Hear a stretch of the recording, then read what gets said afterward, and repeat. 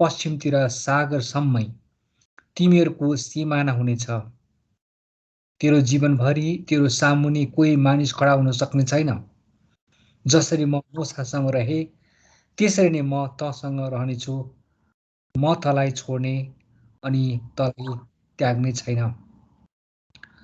बलियो र खुब साहसी बन, किनकि मैले तिनीहरूका पिता पुर्खाहरूलाई दिन्छु भनी प्रतिज्ञा गरेको देश तिनीहरूको अधिकारमा गराउन तैले तिनीहरूलाई अगुवाई गर्नेछस्। बलियो र अति साहसी हो। मेरो दास मूसाले तँलाई आज्ञा गरेअनुसार सबै व्यवस्था पालन गर। त्यसबाट दाहिनेतिर वा देब्रेतिर नफर्कनु, र त जहीँ गए पनि सफलता पाउनेछस्। व्यवस्थाको यो पुस्तक तेरो ओठबाट नहटोस्, तर त्यसमाथि तैले दिनरात ध्यान गर्नु अनि त्यसमा लेखेका सबै कुरा होसियारी साथ पालन गर्नु, र तेरा सबै मार्गहरूमा तैले उन्नति गर्नेछस् र सफलता पाउनेछस्।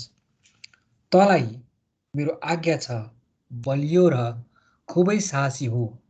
न डरा, निराश नहो, किनकि त जहाँ गए पनि परमप्रभु तेरो परमेश्वर तेरो साथमा हुनुहुनेछ। आमेन, आमेन। अब हामी यहाँ पृष्ठभूमि हेर्ने हो भनेदेखि हामी के देख्छौँ भनेदेखि मूसाको मृत्यु भएको छ। अब परमेश्वरले मूसापछि यहोशुलाई यो ठुलो अभिभारा सुम्पिँदै हुनुहुन्छ। परमेश्वरले जसरी एलिया पछि एलिसालाई आफ्नो जवाबदेहिता सुम्पिनु भयो, पाउल पछि तिमोथीलाई जवाबदेहिता सुम्पिनु भयो, त्यसै गरी हामी यहाँ देख्दछौँ कि परमेश्वरले मूसाको जवाबदेहिता अब दोस्रो पुस्ता यहोशुलाई दिँदै हुनुहुन्छ। अब हामीले यहाँ हेर्यौँ भने के देख्छौँ भनेदेखि परमप्रभुको दास मूसाको मृत्युपछि मूसाको सहायक नूनका छोरा यहोशुलाई परमप्रभुले यसो भन्नुभयो, मेरो दास मूसा मर्यो, यसकारण उठ र त यी सबै मानिसलाई लिएर यर्दन पारी मैले इस्राएलीहरूलाई दिन आँटेको देशमा जा।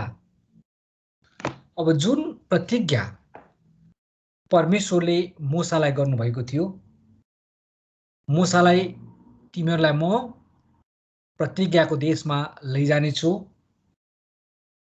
परमेश्वरले मूसालाई भन्नुभयो बमोजिम मूसाले इस्राएलीहरूलाई मिस्रको हातबाट छुटकारा गरेर प्रतिज्ञाको देशमा, दूध र मह बग्ने देशमा लैजाने भनेर प्रतिज्ञा गरेर ल्याउँदै हुनुहुन्छ। अब उनीहरू अहिले उजाड स्थानमा छन्। अब परमेश्वरले यो जिम्मा मूसालाई दिएको थियो, अब यहोशुलाई दिँदै हुनुहुन्छ। अनि उहाँले भन्नुहुन्छ, अब तिमीले चाहिँ मूसाले चाहिँ लाल समुद्र पार गरेर इस्राएलीहरूलाई लिएर गए, अब तिमीले चाहिँ अब यर्दन पारी लैजानु पर्ने जिम्मेवारी चाहिँ परमेश्वरले यहोशुलाई दिँदै हुनुहुन्छ। अब 3 पदमा हामी के देख्छौँ भनेदेखि मैले मूसालाई प्रतिज्ञा गरे झैँ तेरा पैतालाले कुल्छने सबै जग्गा म तँलाई दिनेछु। परमेश्वरले प्रतिज्ञा गर्नुभएको अनुसारले तैले जहाँ जहाँ मेरो नाउँमा टेक्नेछस् म तँलाई त्यो जग्गा, त्यो जमिन दिनेछु भनेर प्रभुले प्रतिज्ञा गर्नुभएको छ। किनभने परमेश्वर प्रतिज्ञाको परमेश्वर हुनुहुन्छ। उहाँले कहिले पनि आफ्नो प्रतिज्ञाबाट चुक्नुहुन्न। उहाँले आफ्नो प्रतिज्ञाबाट कहिले पनि विमुख हुनुहुन्न। उहाँले जे प्रतिज्ञा गर्नुहुन्छ त्यो उहाँको जनबाट पुरा गरिराख्नुहुन्छ र गरिराख्नु भएको छ। र यहाँ भन्नुभएको छ कि तैले जहाँ जहाँ कुल्छने छस् म त्यो जग्गा चाहिँ तँलाई दिनेछु। हामी देख्दछौँ कि कसरी परमेश्वरले अब्राहमलाई प्रशस्त जग्गा जमिन दिनुभयो। उहाँलाई आशीष दिन्छु भन्नुभएको थियो परमेश्वरले। अनि परमेश्वरले अब्राहमलाई सन्तान दिनुभयो, जग्गा जमिन दिनुभयो र प्रशस्त मात्रामा आशिष पनि दिनुभयो। अनि त्यस्तै गरेर यहाँ लेखेको छ कि जहाँ तैँले कुल्चनेछस्, जहाँ टेक्नेछस्, जहाँ तैँले पाइला हाल्नेछस् मेरो नाउँमा म त्यो जग्गा दिनेछु। अनि यहाँ परमेश्वरले अहिले नै कहाँदेखि कहाँसम्म तेरो जग्गा हुनेछ भनेर यहाँ अगाडि नै नापहरू दिनुभएको छ। त्यसै अनुसारले परमेश्वरले पुरा पनि गर्नुभयो। 4 पदमा तपाईँले हेर्नुभयो भने देख्नुहुन्छ, मरुभूमिदेखि लेबनानसम्म लिएर महानदी अर्थात् युफ्रेटिस नदीदेखि हित्तीहरूको जम्मै देश, पश्चिमतिर महासागरसम्मै तिमीहरूको सिमाना हुनेछ। तेरो जमिनभरि, तेरो जीवनभरि तेरो सामुन्ने कोही मानिस खडा हुन सक्ने छैन। हेर्नुहोस्, प्रभुले साहस दिइराखेको छ, आँट दिइराख्नु भएको छ, जोस दिनुभएको छ, एउटा निश्चयता दिनुभएको छ कि हेर यहोशू, तेरो सामने चाहिँ कोही पनि मानिस खडा हुन सक्ने छैन, किनभने म तेरो साथमा छु। मेरो शक्तिको अगाडि जसरी कुनै पनि शक्ति खडा हुन सक्दैन, मेरो शक्तिलाई कुनै पनि शक्तिले चुम्ति दिन सक्दैन, मेरो शक्तिको अगाडि सबै थर्कमान भए जस्तै गरेर जब म तसँग छु तबसम्म त जसको खडा अगाडि हुन्छस् त्यो पराजय हुनेछ, अथवा तेरो अगाडि कोही पनि खडा हुन सक्ने छैन भनेर परमेश्वरले यहाँ प्रतिज्ञा गर्नुभएको छ। किनभनेदेखि उहाँले मोसासँग रहे जस्तै गरेर म तसँग पनि रहनेछु र म तँलाई कहिले छाड्ने छैन, कहिले त्याग्ने छैन भनेर परमेश्वरले भन्नुभएको छ। जसरी परमेश्वरले मोसालाई आशिष दिनुभयो, मोसासँग रहनुभयो, तल उजाड स्थानमा, अप्ठ्यारो परिस्थितिमा, सुखको बेलामा, दुःखको बेलामा, सतावटको बेलामा प्रभुले मोसालाई कहिले पनि त्याग्नु भएन। अनि प्रभुले भन्नुहुन्छ, हेर जसरी म मोसासँग रहेको थिएँ त्यसरी नै म तसँग पनि रहनेछु, म तँलाई कहिले पनि त्याग्ने छैन र कहिले पनि छोड्ने छैन भनेर परमेश्वरले यहाँ हामीलाई उत्साह दिनुहुन्छ। अनि हामी देख्न सक्दछौँ कि हिब्रू 13:5 पदमा तपाईँले यहाँ पढ्नुभयो भने के देख्नुहुन्छ भनेदेखि, तिमीहरूका जीवन रुपैयाँ पैसाको मोहबाट अलग राख, तिमीहरूसँग भएका कुरामा सन्तुष्ट बस, किनकि उहाँले भन्नुभएको छ, म तिमीहरूलाई कुनै रीतिले छोड्ने छैन, म तिमीहरूलाई त्याग्ने छैन। प्रभुले हामीलाई कहिले पनि टुहुरा बनाउनुहुन्न। उहाँले जिम्मा दिएर, उहाँले आज्ञा दिनु भएर, उहाँले सेवकाईको महान आज्ञा दिनु भएर उहाँले कहिले पनि पीठ फर्काउनुहुन्न। उहाँले कहिले पनि हामीलाई धोका दिनुहुन्न, किनभने उहाँको कामको लागि हामी उहाँको प्रतिनिधि हौँ, हामी उहाँको स्वरूपमा बनिएका छौँ र उहाँ हामीसँग हुनुहुन्छ। हामी उहाँको राजदूत हौँ, हामी उहाँको कारिन्दा हौँ, हामी छोराछोरी हौँ, हामी सेवकहरू हौँ, हामी उहाँको मिसनको सहयोद्धाहरू हौँ। तब कसरी प्रभुले हामीलाई त्याग्नुहुन्छ? यो त शङ्कैको कुरा भएन, किनभने प्रभुले हामीलाई दिनुभएको आदेश पुरा गर्नलाई उहाँले नै हामीलाई पुरा गर्नुहुनेछ भन्ने कुरा चाहिँ हामी यहाँ देख्दछौँ। अब यहाँ हेर्नुहोस् है, शर्त छ, पुरा त गर्नुहुन्छ, हामीबाट उहाँले आफ्नो काम सफल त गराउनुहुन्छ, उहाँले हामीबाट उहाँको मिसन पुरा गराउनुहुन्छ, जबसम्म हामी उहाँको वचनमा विश्वास योग्यता हुन्छौँ, जबसम्म हामी उहाँको विश्वास, उहाँको वचनमा हामी अडिग रहन्छौँ, धार्मिकतामा अडिग रहन्छौँ, सत्य बाटोमा अडिग रहन्छौँ, उहाँको व्यवस्थामा अडिग रहन्छौँ भनेदेखि प्रभुले हामीलाई जहिले पनि मद्दत गर्नुहुनेछ। तर हामी यदि दायाँ बायाँ गर्छौँ, प्रभुको सेवा गर्छौं भनेर भन्छौं, प्रभुका विश्वासीहरू भन्छौं, तर हामी दायाँ बायाँ गर्छौं, हामीमा पापहरू आउँदछन्, हामीहरूमा लोभहरू आउँदछन्, हामीमा अधार्मिकताहरू आउँदछन् भनेदेखि अवश्य पनि प्रभुले हामीलाई हाम्रो काममा आशिष दिनुहुने छैन। अनि यहाँ 6 पदमा तपाईले पढ्नुभयो के लेखेको छ?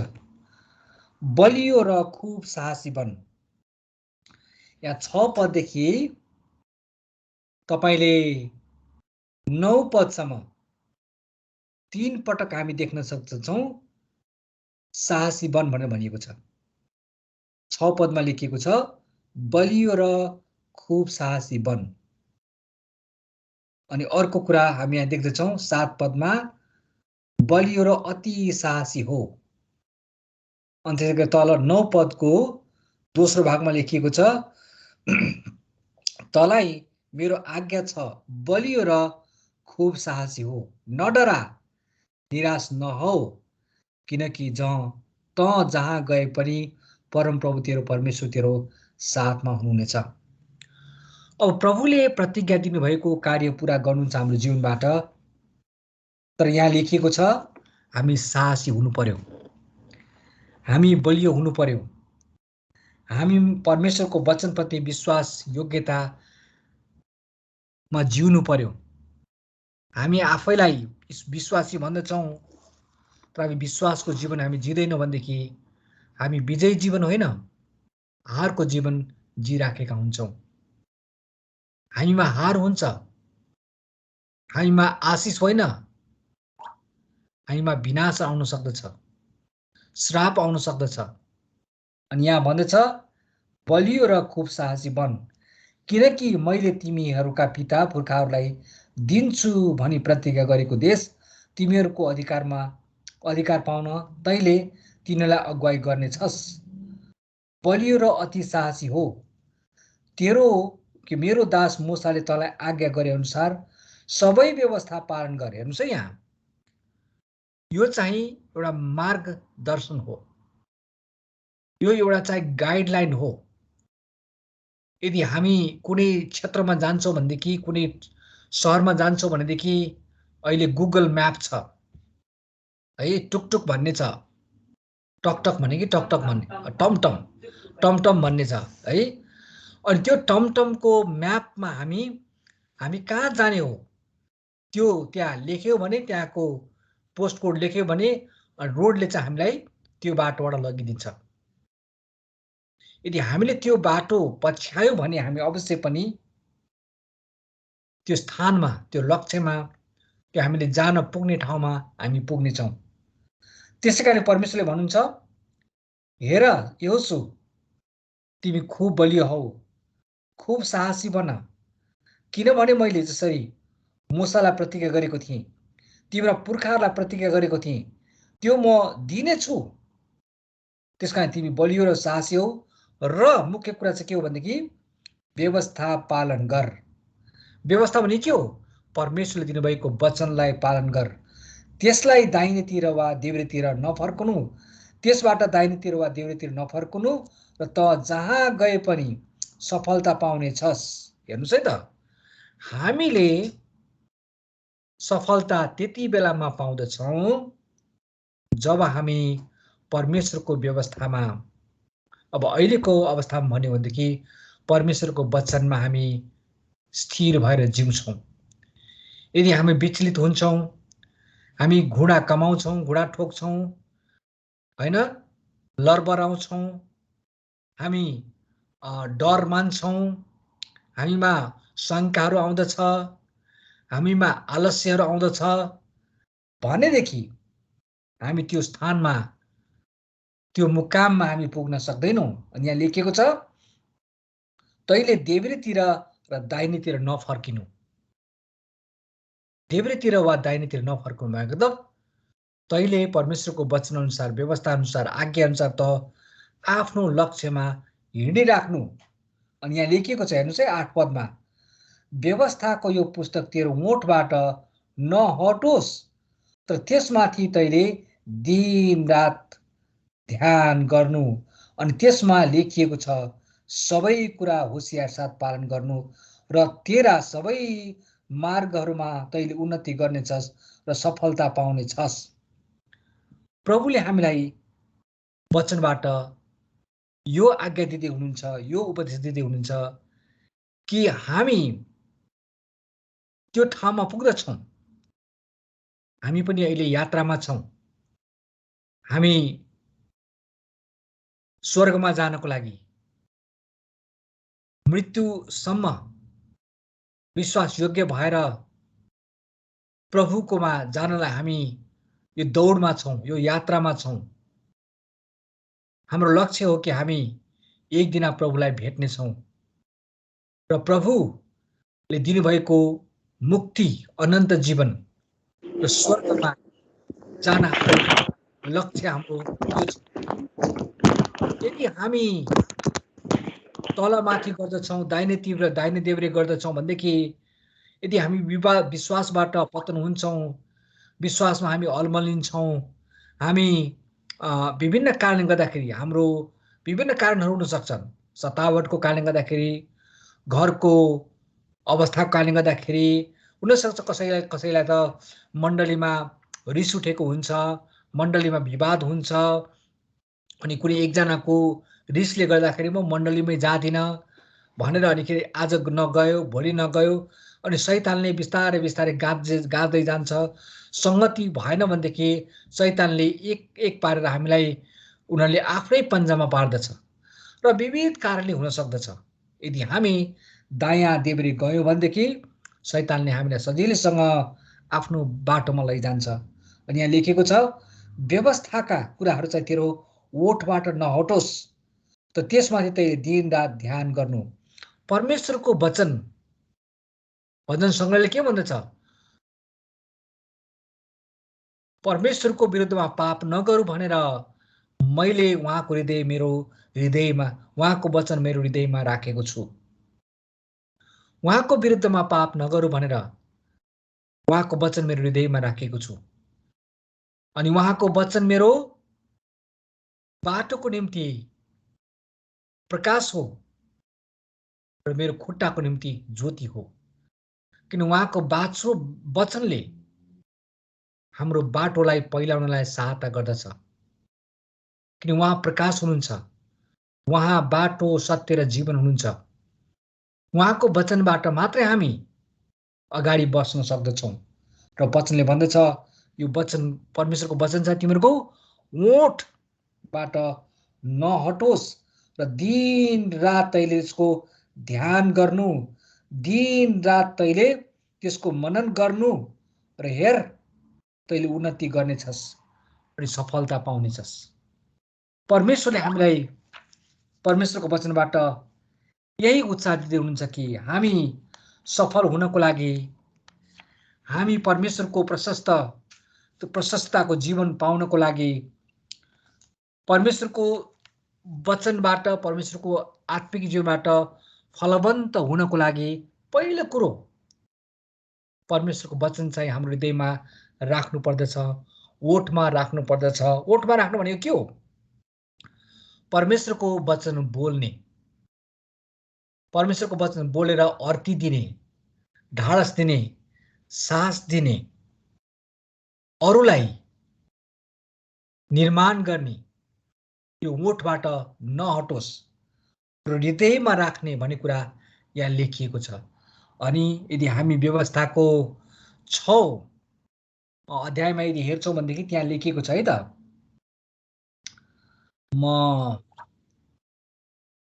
यहाँ लेखिएको छ 6 अध्यायको 4 देखि तलसम्म म पढ्न चाहन्छु।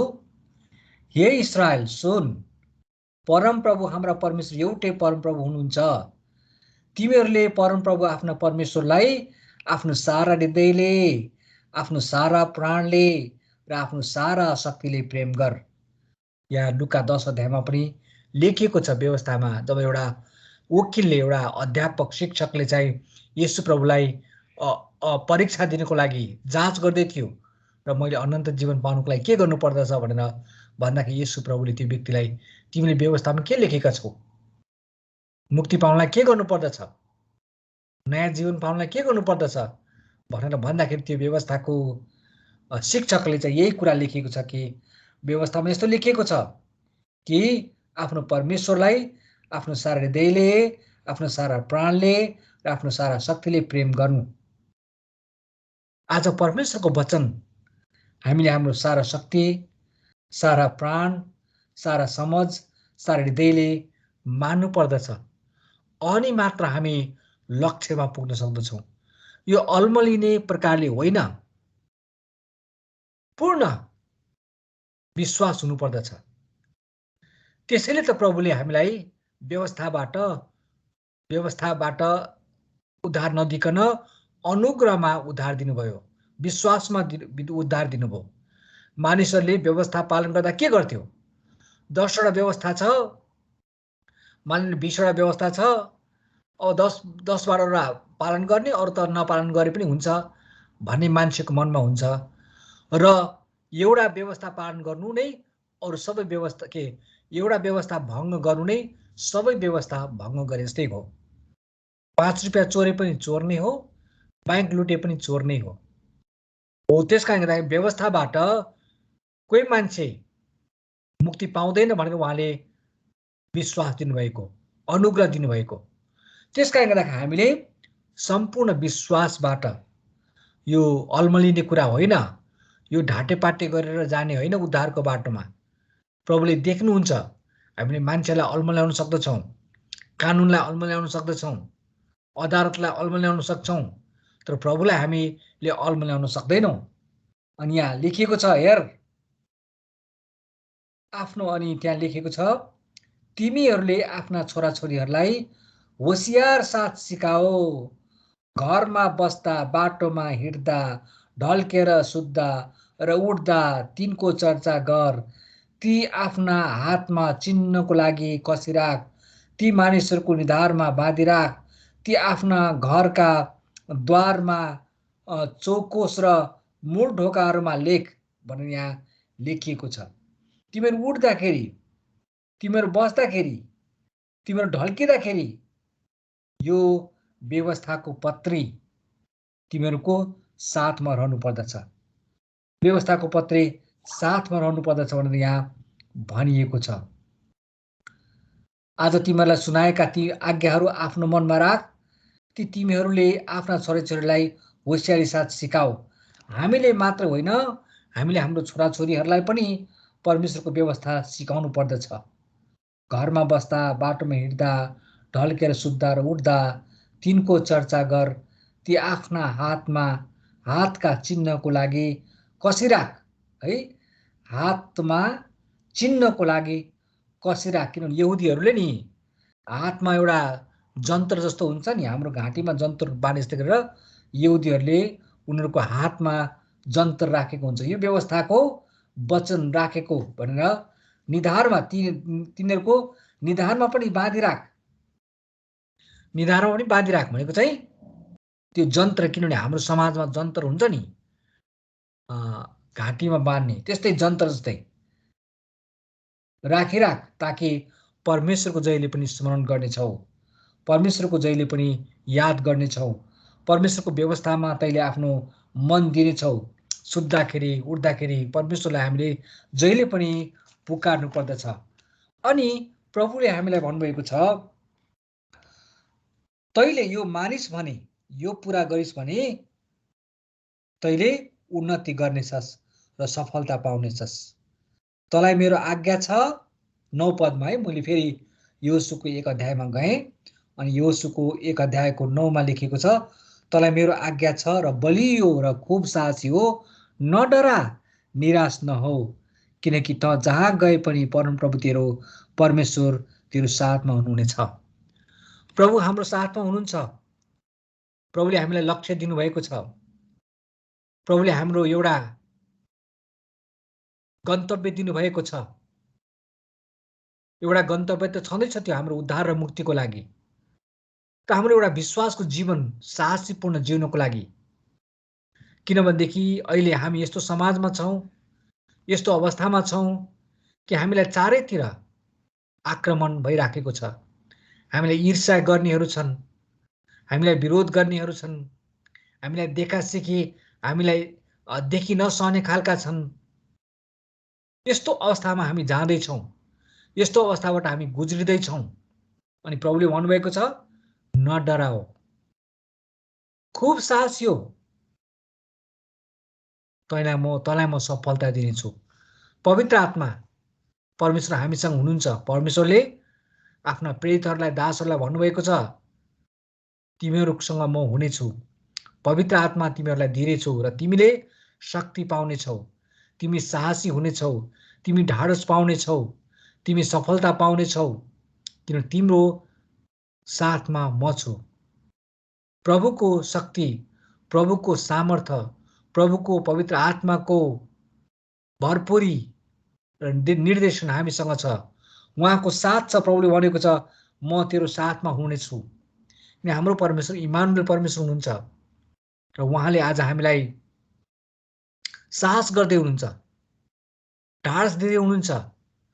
जसरी यहोशुलाई परमेश्वरले ढाडस दिनुभयो, खुब साहसी हौ, बलियो हौ, नडरा, निराश नहौ, म तेरो साथमा छु।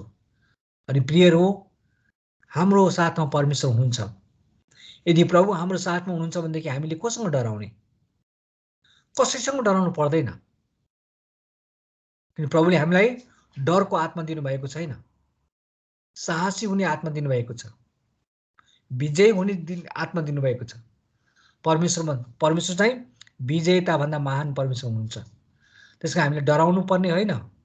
त प्रभुको वचनमा स्थिर भएर, प्रभुको वचनलाई हृदयमा राखेर हामी उहाँको बाटोमा हिँडौँ, प्रभुले हामीलाई अवश्य पनि सफलता दिनुहुनेछ भनेर प्रभुले हामीलाई यसरी उत्साह दिनुहुन्छ। जसै गरी उहाँले यहोशुलाई उत्साह दिनुभएको थियो।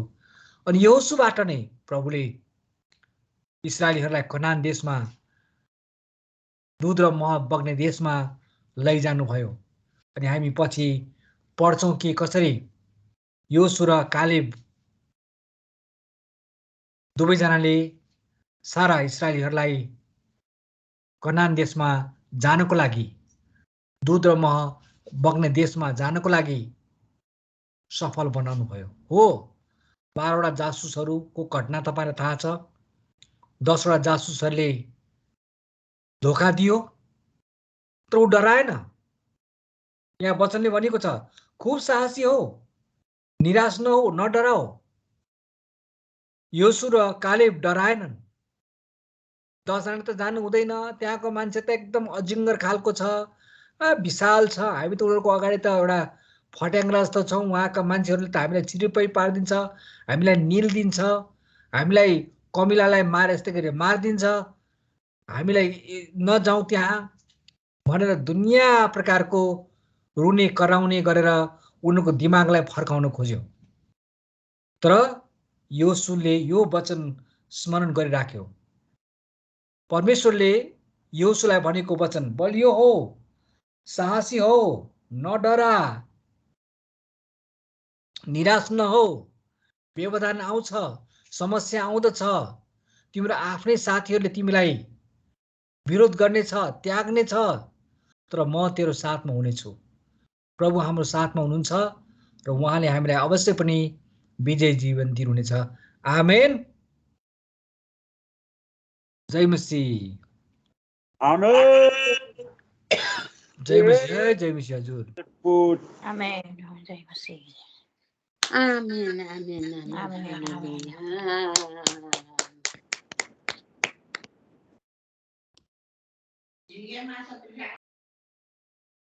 कता चाहिँ झिँगे माछा नि अस्मिता बहिनी म्युट खोल्नु होला।